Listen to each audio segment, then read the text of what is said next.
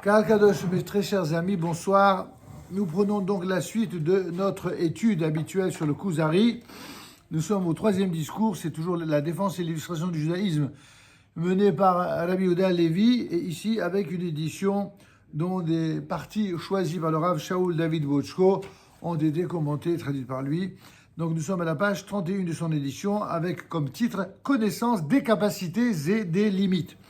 L'homme doit connaître ses capacités et ses aptitudes à ne pas aspirer à excéder ses limites. Apparemment, on peut être a priori surpris par une telle affirmation. N'oublions pas tout de même qu'on avait vu plusieurs fois ce fameux Midrash qui disait, et cité par le Ramban, qui disait qu'on doit aller aussi loin que Rabbi Yehuda, que Abraham, Isaac et Yaakov. Et dit le Ramban, et si tu me dis comment peut-être aussi d'aller aussi loin que Abraham, Isaac et Yaakov, comment peut-on ressembler à ce point à Abraham, Isaac et Yaakov? Réponse, évidemment, on ne te demande pas d'être comme eux, d'être toi comme eux, ils ont été eux. C'est-à-dire que nous sommes tous porteurs de limites, de capacités, qui sont souvent plus développées que ce que l'on s'imagine. Et donc on doit aller jusqu'au bout de nos capacités et de nos efforts pour arriver à réaliser ce pourquoi Dieu nous a donné la vie. C'est en ce sens-là qu'il faut aller jusqu'au bout. Mais là, c'est pas ce que dit le Rav. Il dit, il ne faut pas excéder cela. C'est-à-dire, aller jusqu'au bout, c'est déjà énorme, c'est déjà fantastique. Mais vouloir aller trop loin, ou trop vite, ou pas, au bon moment, à la bonne mesure, ça peut malheureusement faire exploser, et comme on l'avait vu dans le limoud précédent, et exploser les repères. Et du coup, la personne complètement dépareillée à l'intérieur risque d'avoir des conséquences dramatiques. Il est dit dans la Torah, il ordonne sa communauté et l'organise à l'imitation de Moshe, notre maître, qui a rangé la sienne autour du mont Sinaï. C'est pas la Torah, c'est le Kuzari qui dit ça. Il ordonne sa communauté et l'organise à l'imitation de Moshe, notre maître, qui a rangé la sienne autour du mont Sinaï. L'exemple qui est ainsi proposé par Rabbi Yehuda Levi manque de clarté pour nous. En effet, il ne fait pas de doute qu'il fait allusion au fait que certains se sont approchés de la montagne plus que d'autres, comme par exemple Aaron, Nadav et Avihu, ou les 70 anciens, comme on le voit dans le texte de Shemot au chapitre 19, verset 24, et chapitre 24, versets 1 et 2. Mais comment appliquer ce modèle au corps de l'homme et à ses facultés? Comment expliquer que certains s'approchent plus que les autres? Ou pourrait-on ajouter, comment se dit que certains arrivent à s'élever plus que d'autres? C'est qu'il s'agit en fait de l'homme en son entier.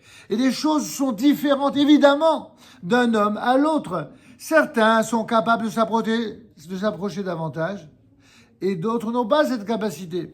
Chacun doit se connaître lui-même et savoir jusqu'où il peut arriver et concentrer ses forces sur cet objectif. Ce qui est particulièrement remarquable ici, c'est que les uns et les autres, ceux qui sont plus proches et ceux qui sont plus lointains, en fin de compte, ont tous entendu la parole divine au mont Sinaï. Les gens les plus simples ont entendu la parole divine malgré leur éloignement. C'est là un principe d'une grande importance dans le domaine de l'éducation. Il faut savoir d'abord que les personnes diffèrent les unes des autres. Ne pas croire que lorsqu'on s'adresse à un public, que tous ceux qui vont entendre la même chose. Déjà, entre ce qui sort de la bouche de l'orateur et les oreilles qui écoutent, il y a déjà une déperdition évidente du contenu. Mais de plus, si le niveau de ceux qui écoutent sont très différents les uns des autres, ce que les uns vont percevoir, d'autres ne vont pas percevoir. Mieux, ce que certains, grâce à leur propre intelligence, vont percevoir, va peut-être parfois même révéler et développer plus haut encore ce qui a été reçu. Donc tout existe dans un sens comme dans l'autre. Tant par leur capacité que par les dons qu'ils ont reçus. Chacun doit recevoir les tâches et les missions qui lui conviennent du point de vue de ses capacités personnelles. Si nous assignons à quelqu'un des tâches qui sont bien au-dessus de ses forces ou de ses capacités, alors nous bloquons son développement et nous l'empêchons d'obtenir les résultats qu'il aurait vraiment pu obtenir. Tous ne seront pas ce qu'on appelle les Gedolei Hador, les grands de la génération. Il nous est interdit d'ailleurs de prêcher aux enfants, même à certains d'entre eux, et certainement pas à tous, qu'ils devraient aspirer à l'être. C'est bien d'inciter quelqu'un à grandir, mais il ne faut pas que ça tourne à l'obsession. Il ne faut pas le harceler. Il ne faut pas lui donner l'impression que si il n'arrive pas à là où tu as placé la barre, eh bien, il n'est rien. Shalom, laisse-lui le temps. Stimule, incite-le à grandir, à progresser. Et quand tu vois, au gré de ses réactions, qu'il se sent plus porté ou moins porté, alors tu ajustes. Comme on le fait avec nos enfants, avec nos élèves. Des fois, on se montre très derrière et d'autres fois, on se montre un peu plus. Ça dépend des situations, ça dépend de l'âge, ça dépend des capacités, de la réalité de l'enfant. Oui. Ça me rappelle comment la Torah l'écrit, comment Aaron allume la flamme de la menorah. Il reste penché dessus jusqu'à temps qu'elle prenne. Et après, il doit se retirer pour la laisser progresser. C'est le meilleur exemple qu'on puisse donner, effectivement, pour savoir de quelle manière on peut s'attendre à ce que l'enfant puisse grandir, effectivement.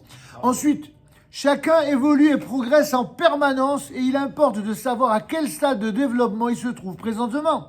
Il est impossible d'exiger d'un enfant du cours élémentaire de première année ce qu'on peut demander à un élève du cours moyen de deuxième année, ni d'ailleurs l'inverse.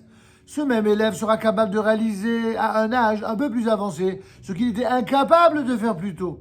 En fin de compte, évidemment, il faudrait mettre un bémol à cela, c'est les exemples qui sont les exceptions qui confirment la règle. Comme par exemple les surdoués ou ceux qui ont un QI, un quotient intellectuel hyper développé.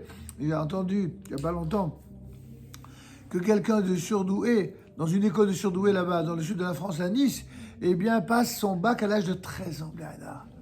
13 ans. À peine un peu plus de 13 ans, il va passer son baccalauréat et un bac scientifique des plus... fantastique, c'est incroyable, mais oui, ça existe.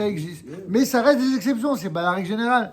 En fin de compte, nous sommes assurés du fait que quiconque exploitera à fond, pas au-delà, à fond ses capacités et ses talents, obtiendra forcément la lumière divine puisqu'il aura rempli la mission qui lui aura été confiée. D'accord ? Avant de passer au point suivant, y a-t-il des remarques ou des questions ? Très bien. Alors, on passe à la suite.